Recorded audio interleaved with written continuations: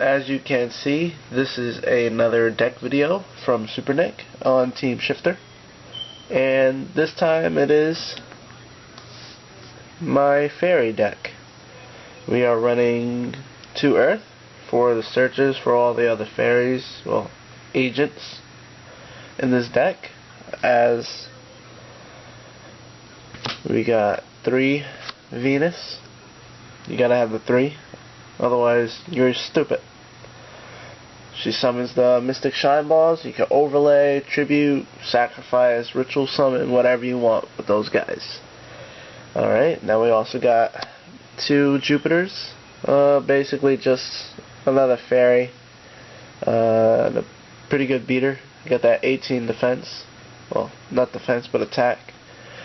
And yeah, more food for Hyperion.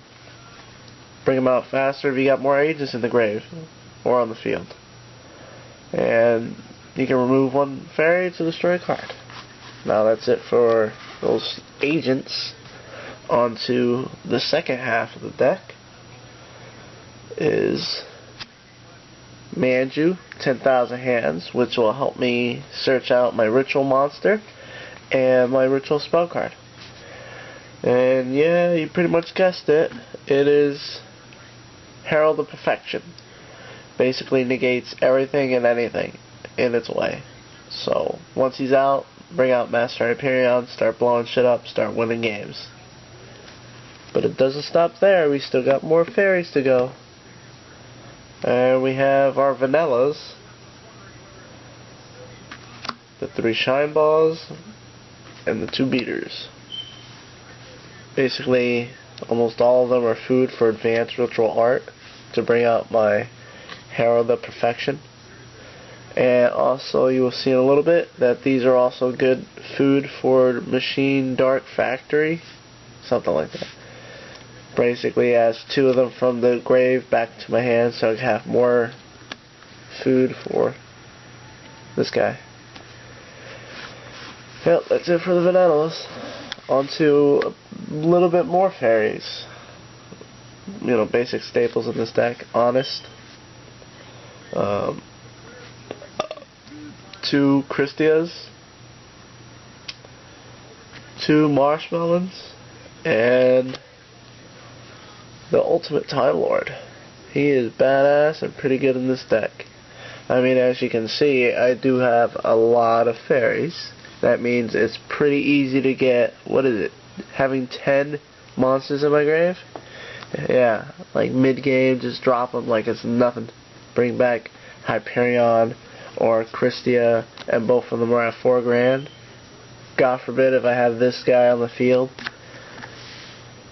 What are you going to do if I have like 4 fairies in hand? Right? Take 8,000 to the face. That's about it.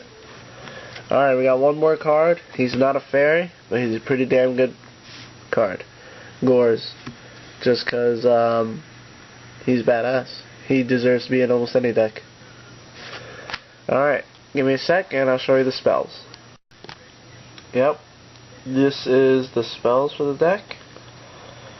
We got 2 Preparation of Rites. Basically search out my Hyperions and bring back the ritual spell cards used to bring them out.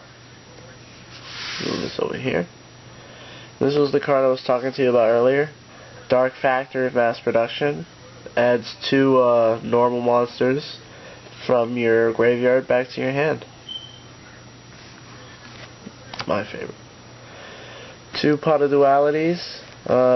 Yeah, would have been 3, but it's at 2 now, so whatever. Heavy Storm, Monster Reborn, and Pot of Avarice. Yep. No Dark Hole. Don't need it. Advanced Ritual Art, and the 2 Dawn of the Heralds. Now, Dawn of the Herald has a secondary effect after you use it to special summon Herald of Perfection.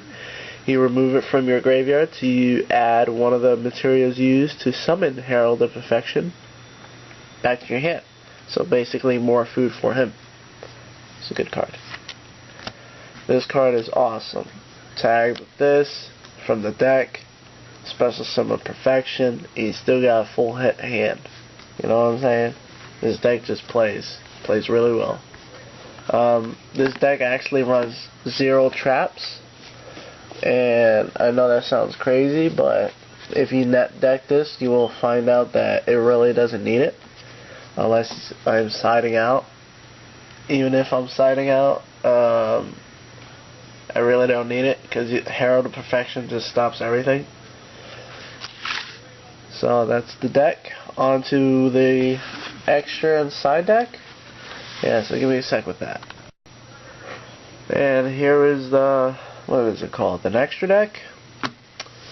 Gravity Warrior. He is my new favorite card. He's level 6. When he's synchro summoned, it gains 300 attack for each face-up monster your opponent controls. So basically, he's always going to gain at least 300. Once per turn during your opponent's battle phase, you can target one defense monster your opponent controls, change it to attack position, and have it attack this card. That's fucking awesome. He's been put in here to replace, as you all know, Bionic. So, poor Bionic. Mistworm. Yeah, I actually do bring him out, and he's kind of easy to bring out in this deck. Kind of. Catastor, Stardust, and Black Rose, just because, you know, they're kind of staples. Staples like Gotchi. Yeah, the Shine Balls, bring him out like he's nothing, so builds up a wall. Defensive wall. Another wall card, just wall up with that guy, build up your wall of defense, stall out till you get perfection out. Number 30, just a big beater, like kind of number 17, which is another just a beater. Levier, just to return some of my remove from play cards. And got a Butterfly, a Degen, number 39, and my Strike Bouncer.